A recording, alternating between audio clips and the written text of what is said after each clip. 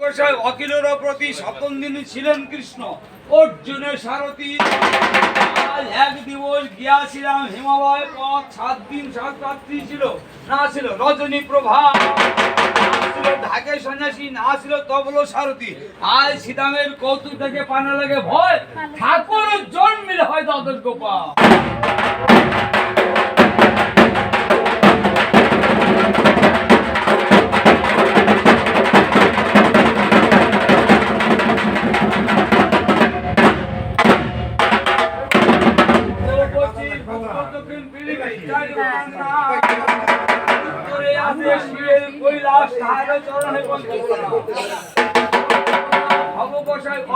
প্রতি সপ্তম দিন ছিলেন কৃষ্ণ আর অর্জুনের সারথি।